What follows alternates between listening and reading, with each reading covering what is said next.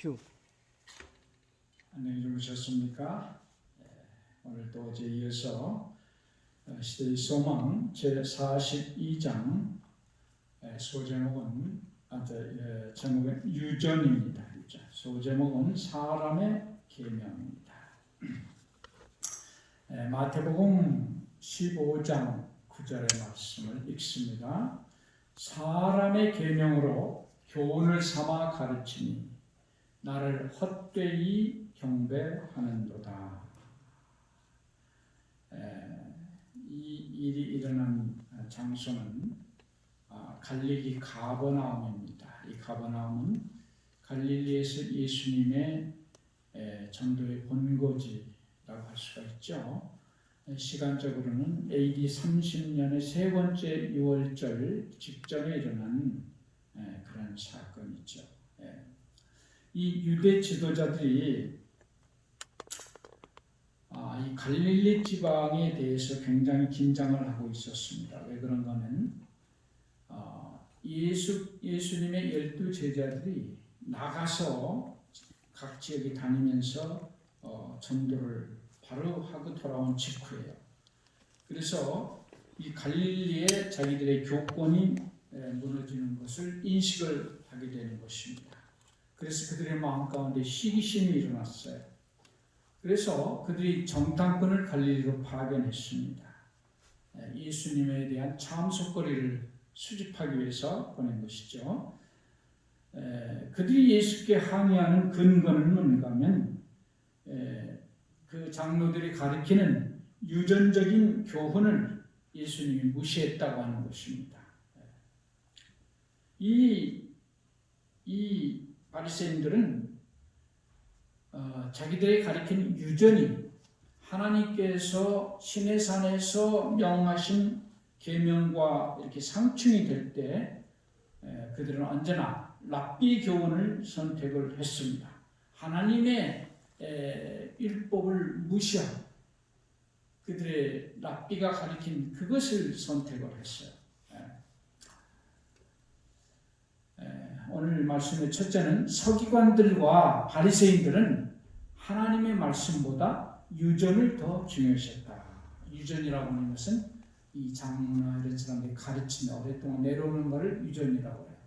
그들은 하나님의 말씀과 부딪힐 때 하나님의 말씀을 선택하는 게 아니고 자기들의 유전을 언제나 선택했다고 하는 것입니다. 그래서 예수께 그들이 항의를 해요. 당신의 제자들이 어찌하여 장로들의 유전을 범하나이까 떡을 먹을 때 손을 씻지 아니하나이다. 이런 걸 가지고 이제 결례의식이라고 해요. 오늘날 우리가 이 코로나 때문에 제일 많이 하는 게 손 씻는 건데 사실은 이 유대 나라에서는 3000년 전부터 이걸 정확히 했어요. 그들이 균에 대한 지식이 없어도 하나님의 율법으로 이렇게 정해놨습니다. 그런데 그 율법이 손 씻는 게 그게 물론 건강을 위해서 좀 필요하지만은 그게 율법 하나님의 계명보다는 더 중요하지 않아요. 그래서 먹기 전에는 반드시 이걸 손을 씻어야 돼요. 근데 그거 하지 않으면 가증한 죄를 졌다는 그런 선언을 받습니다. 그래서 그 사람은 이 세상과 다음 세상에서도 구제를 못 받는다고 가르쳐요. 그래서 그런 사람은 죽이는 것이 마땅하다. 죽이는 걸 미덕으로 그렇게 생각했어요. 얼마나 무섭습니까? 손 한 번 안 씻었다고 죽이는 거예요. 뭐를 어겼기 때문에? 그들의 유전을 어겼기 때문에. 그래서 이 유대인들은 참 불쌍하게 살았어요. 거기 보면 이렇게 되어 있습니다. 정결에 대한 규칙은 무수히 많았다. 사람이 일생 동안 배워도 다 배우지 못할 정도였다. 랍비의 요구를 지키려고 힘쓰는 자들의 생애는 의식적인 부정에 대한 긴 투쟁이요 씻음과 정결하게 함에 끝없는 반복의 세였다. 사람들은 하나님께서 요구하지도 않으신 쓸데없는 구별과 규칙의 정신을 빼앗기는 반면에 그들의 관심은 하나님의 율법의 대원칙에서 떠나가 버렸다. 쓸데없는 것을 하나님이 시키지도 않는 일을 하면서 진짜 하나님이 명령으로 계명으로 정해놓은 그 중요한 거는 관심이 없다요. 참 얼마나 아이러니입니까? 그래서 예수께서도 너희는 어찌하여 너희 유전으로 하나님의 계명을 범하느냐 이렇게 말씀을 하셨어요. 그래서 사단은 언제나 이 중요한 일이 나올 때, 좋은 거 이런 것이 있을 때는 작전을 합니다. 좋은 일이 생기기 전에는 언제나 사단이 준동을 해요. 진리의 기별이 특별한 능력으로 사람의 마음속에 임할 때에는 언제든지 사단이 그의 대리자들을 발동시켜서 중요하지 않은 어떤 문제에 대해서 논란을 일으킨다. 이와 같이 사단은 참으로 중요한 것에서부터 관심을 돌이키게 하려고 했습니다. 언제든지 좋은 일이 시작되면 트집쟁이들은 사람들의 마음을 참된 실체에서 돌이키려고 형식이나 전문적인 일에 대해서 논란을 일으킬 준비를 갖춘다. 생명의 복음이 주님에 의해서 전해지려고 하는 이것을 막기 위해서 생명의 복음을 인간들이 알기를 싫어하기 때문에 엉뚱한 이 결례나 유전 문제로 그걸 문제를 일으켜가지고 논쟁을 벌임으로써 하나님의 진정한 계명에는 관심을 돌려버리려고 하는 게 사단의 수단이에요. 그래서 하나님께서 당신의 백성들을 위하여 특별한 방법으로 일하고자 하시는 것처럼 보일 때에는 영혼의 멸망을 초래할 논쟁의 유혹에 넘어가지 않도록 하라. 그래서 교회나 어디서든지 무슨 중요한 얘기를 할 때는 꼭 그런 사람이 하나가 나타나요. 그 절차가 잘못됐다. 그 문구가 잘못됐다. 그거 가지고 싸우다가 이게 김 다 빼버리는 거예요. 그래서 우리는 언제나 어떤 논쟁이 사람들 사이에 생길 때는 뭐가 더 중요하나 이걸 언제나 생각을 해야 되는 겁니다. 중요한 것부터 우리가 해결해야 돼요. 그래서 예수님께서는 우리가 유전의 속박에서 벗어나기를 원한다는 겁니다. 이 마태복음 15장 3절에 방금 말씀한 대로 너희는 어찌하여 너희 유전으로 하나님의 계명을 범하느냐 이렇게 말씀하시고 8절에 이 백성이 입술로는 나를 존경하되 마음은 내게서 멀도다. 사람의 계명으로 교훈을 삼아 가르치니 나를 헛되이 경배하는도다. 하나님의 계명이 아니고 사람의 계명. 성경에 안 나타난 건 다 사람의 계명입니다. 참 놀라운 사실이에요. 그래서 한 예로 유대 사회에서는 고르반이라고 하는 말이 있습니다. 이 고르반이라는 말의 뜻은 하나님께 드린다는 뜻이에요. 그러니까 선물이라는 뜻입니다. 그래서 이 유대인들이 이 부모를 공경해야 되는데 자기 재산의 일부로 이걸 부모를 공경을 해야 되는데 공경하기 싫어. 그러면 고르반이라고 외칩니다. 그럼 이거는 하나님께 드렸다는 뜻이에요. 그렇기 때문에 자기가 죽을 때까지 그놈을 쓰다가 하나님께 나중에 후손이 드리면 끝나는 거예요. 자기 부모를 공경하지 않을 수단으로 하나님께 드렸다 이렇게 말하는 거예요. 얼마나 기가 막힙니까? 내 부모를 공경하라. 십계명에는 이렇게 되어 있지만은 고르반이라고 하면 그거 가지고는 이거 하나님께 드릴 거니까 부모를 공경 안 해도 된다. 이런 가르침이 이게 얼마나 웃기는 겁니까? 이게 유대인들의 이 율법과 이게 잘못됐다는 것이 아주 가장 확실하게 드러나는 게 그게 바로 고르반이라고. 그런 식으로 인간의 법을 더 중요시했다. 하나님의 계명의 법도에서 그들이 떠나 있는 거예요. 그래서 그러나 제사장들과 랍비들이 외관적으로 하나님께 열성을 보이는 것은 실제로는 세력 확장을 위한 저희의 욕망을 은폐하려는 가면이었다. 하나님께 열성 있는 것처럼 하는 것은 그건 가면이었다. 백성들은 그들에게 속임을 당하고 있었다. 그들은 하나님께서 지우지도 않으신 무거운 짐을 지고 있었다. 그리스도의 제자들까지도 인습적인 편견과 랍비의 권위에 의해 그들에게 지워진 그 멍에를 완전히 벗어버리지는 못하였다. 이제 예수께서는 랍비들의 본심을 폭로하심으로써 진실로 하나님을 섬기고자 갈망하는 모든 사람들을 유전의 속박에서 벗어나게 하고자 힘쓰셨다. 예수님께서 왜 그렇게 빨리 돌아갈 수밖에 없느냐? 그걸 그 유전에 갇혀 있는 우리에게 자유를 찾아주기 위해서 그렇게 그분이 싸우기 때문에 고통을 당했어요. 그래서 외식하는 자들아, 이사야가 너희에게 대하여 잘 예언하였도다. 일러스되 이 백성이 입술로는 나를 존경하되 마음은 내게서 멀도다. 사람의 계명으로 교훈을 삼아 가르치니 나를 헛되이 경배하는도다. 이 예수님께서 이때 말씀하시는 것은 바리새주의 전체에 대한 하나의 규탄이었습니다.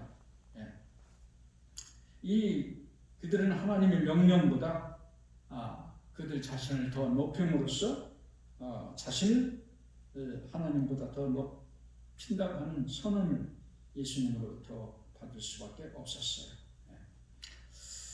그래서 여기 사람을 참으로 부정하게 하는 것은 입으로 들어가는 것이 아니고 입에서 나오는 것이라 그렇게 말씀했어요. 그렇습니까? 아멘. 사람을 더럽게 하는 것은 악한 행실, 악한 말, 악한 생각, 하나님의 율법을 어기며 사람이 만든 외적인 의식을 소홀히 하는 것이 아니다. 밖에서 들어온 균이 좀 묻었고 더러운 그 음식이 나를 더럽게 하는 게 아니고 영적인 더럽힘을 말하죠. 내 속에서 나오는 것이 나를 더럽게 한다. 이런 말씀이죠. 그래서 주님께서는 심은 것마다 내 천부께서 심지 아니한 것은 다 뽑힐 것이다. 하나님이 심지 않은 하나님의 말씀이 없고 계명과 법도 없는 건 다 뽑히는 것입니다. 그런데 기가 막힌 것은 마지막 때는 하나님의 남은 백성들도 이 일로 고통을 받을 것이라고 예언이 됐어요. 하나님의 남은 백성까지도 남은 백성 세천사의 기별을 전하는 하나님의 남은 백성들도 바로 이 율법 문제 때문에 거짓 율법 때문에 여기 보니까 단순히 인간의 권위에만 기초를 둔 이와 같은 제도가 하나님이 지시하신 제도를 대신하고 있다. 사람들은 그들의 유전에 집착하고 관습을 존중하며 그들의 오류를 보여주려고 하는 자들을 증오한다.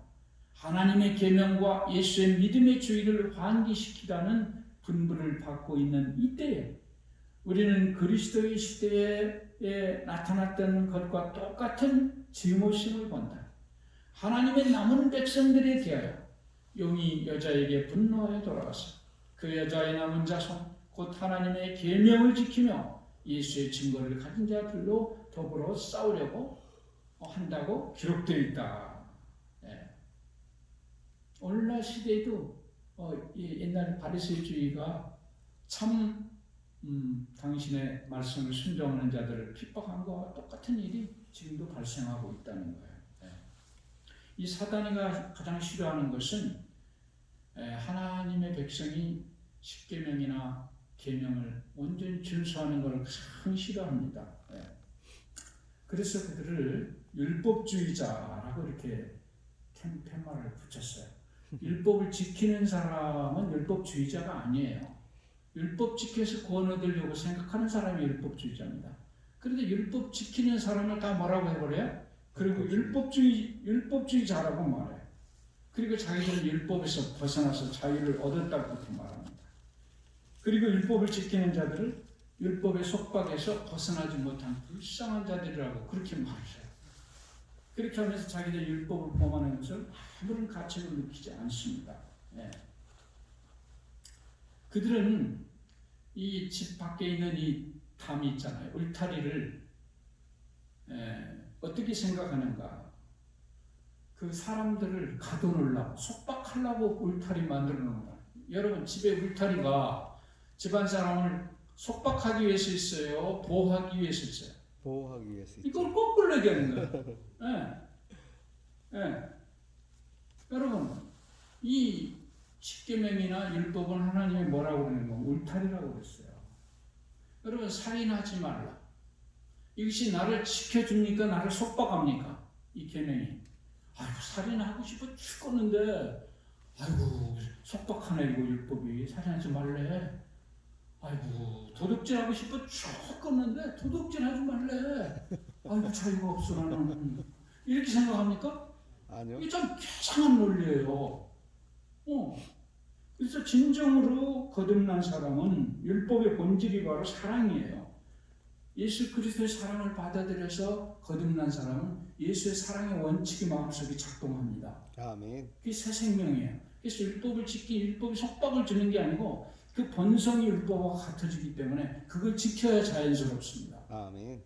네? 진짜 예수 믿는 사람이 남을 너무 미워하고 살인하는 건 도저히 못해요. 그 사람들은. 예. 왜? 본성이 바뀌어버렸기 때문에. 예. 그래서 그 안에서 행복을 느끼고 율법을 지킬 때 기쁨을 느끼고 더 행복해요. 그걸 지킬 때. 근데 저 사람들은 거꾸로 생각해요. 이 사람 불쌍한 사람이라고.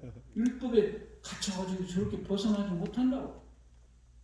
놀랄로 쩝니다. 놀랄로. 이상구 박사가 딴 교회에서 가가지고 저거 하는 거 보니까 꼭 그렇게 얘기하더라고. 불쌍한 사람이라고. 율법에 갇혀있다고. 그러면서 또 더 놀라운 거는 안식일은요, 하루가 아니고 일주일 다 안식일이래요.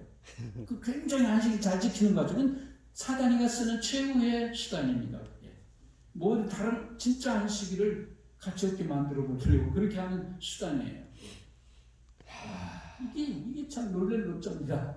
그리고 우리를 불쌍히 보는 거야 아직도. 불쌍한 사람들이라고. 거기에 갇혀가지고 그놈 지키지 않으면 구원 못 얻으니까 죽으려고 안식일 지키려고 한다고. 여러분 우리가 억지로 안식을 지킵니까? 기쁨으로 지킵니까?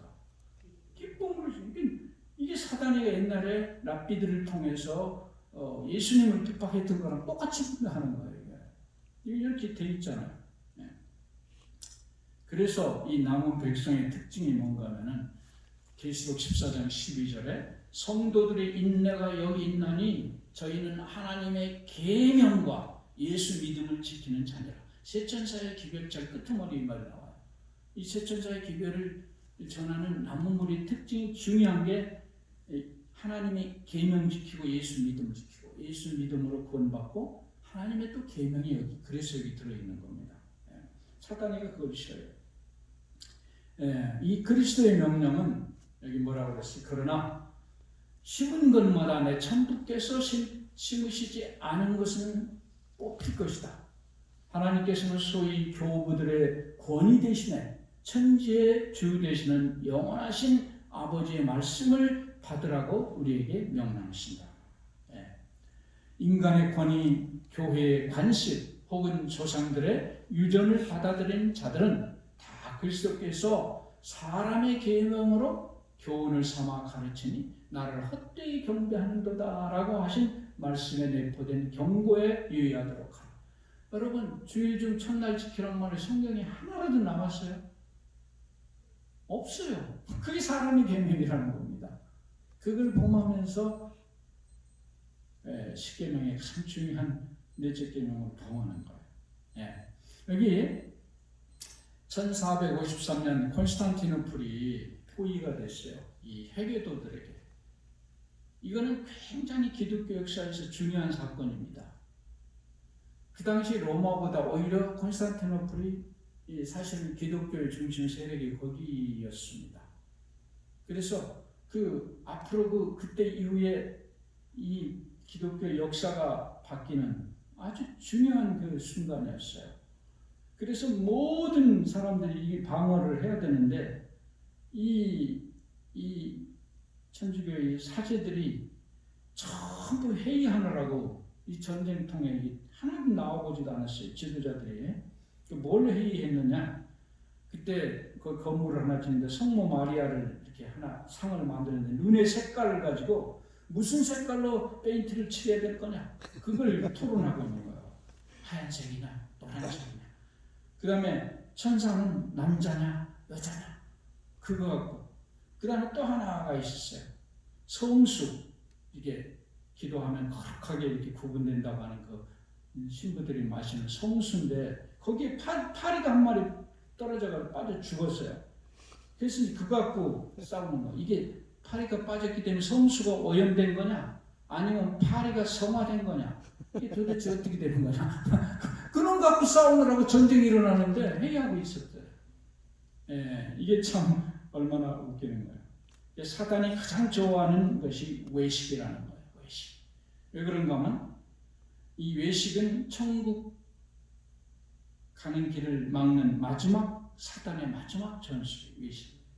어떤 사람은 외식하지 말라니까 밖에서 식사하지 말라는 거야. 그게 아니고 겉만 꾸미는 거예요. 속은 더러운데.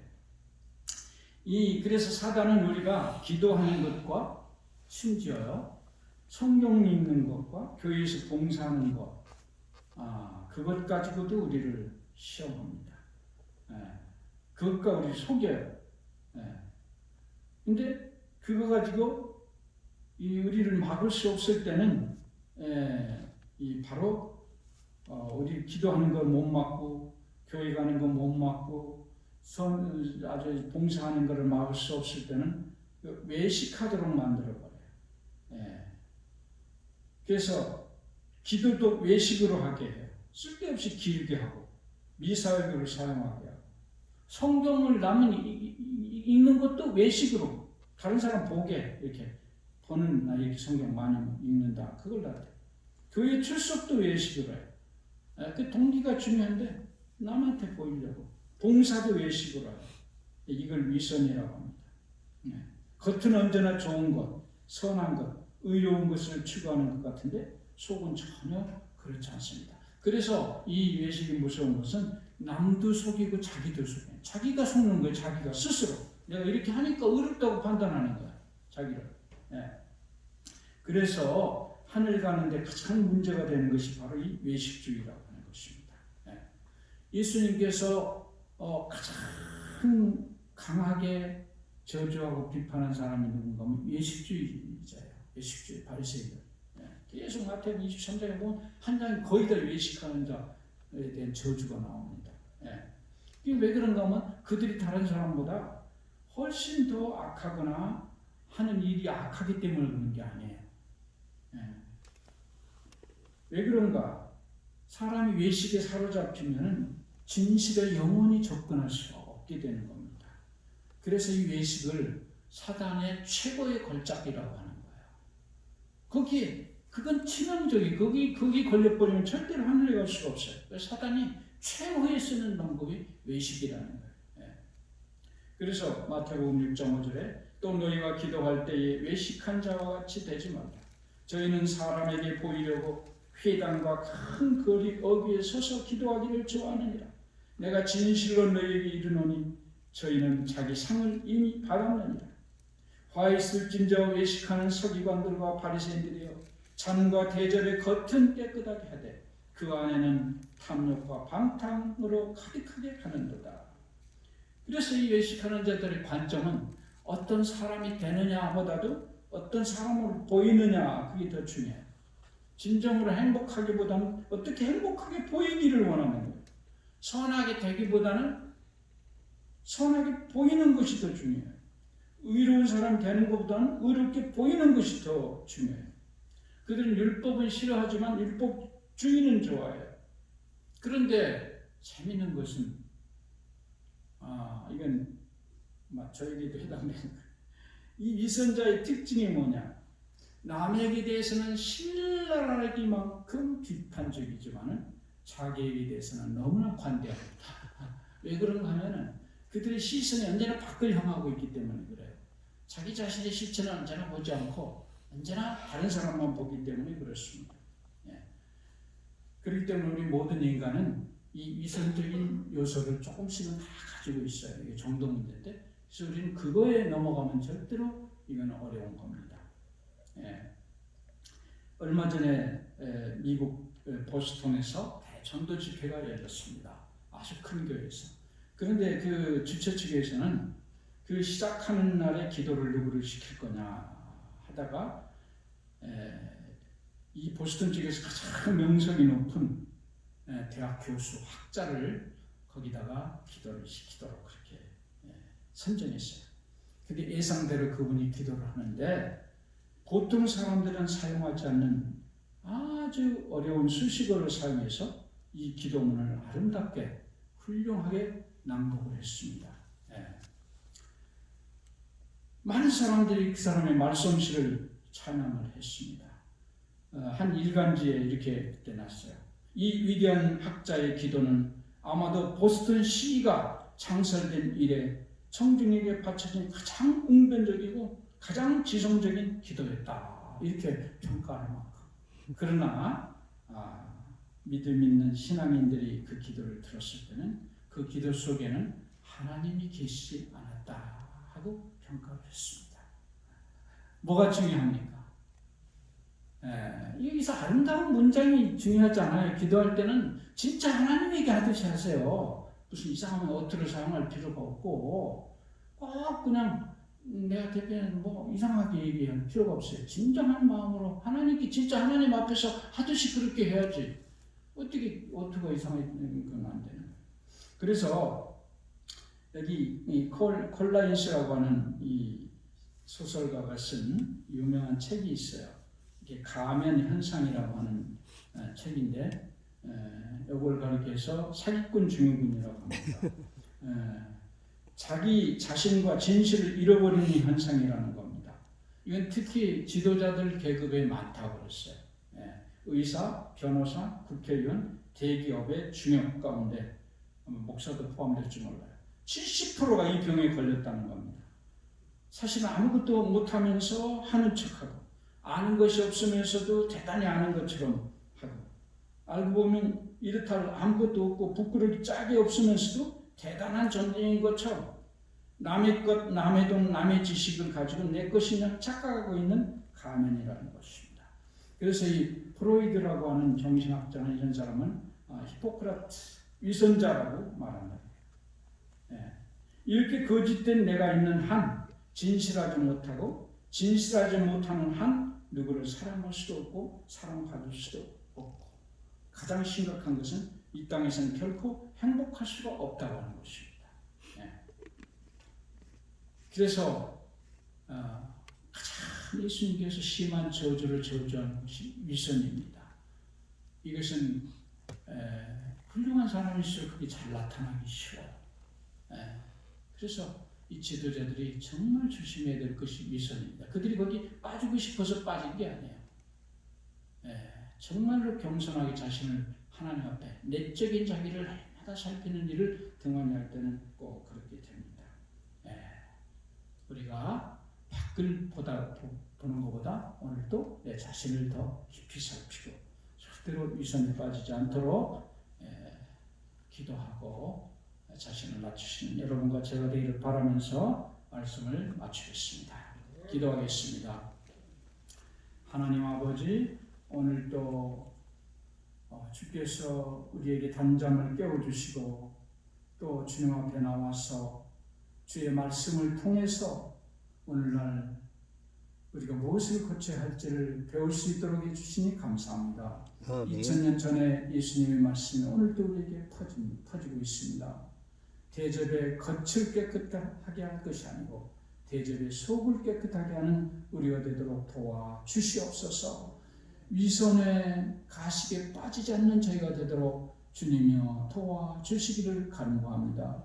너나 할 것 없이 이것은 참으로 우리에게 가장 중요한 문제입니다. 아버지, 우리에게 진정한 겸손을 허락해 주시옵소서. 아버지, 오늘도 주님 앞에 드려지는 사랑하는 영혼들의 간절한 기도를 흠양하시고 응답해 주시기를 간구합니다. 우리 환우들의 기도를 특별히 들어주시기를 원합니다. 오늘도 이 병원을 코로나에서 지켜주시고 이 국가를 또 지켜주시옵소서. 예수님 이름으로 간절히 기도합니다. 아멘.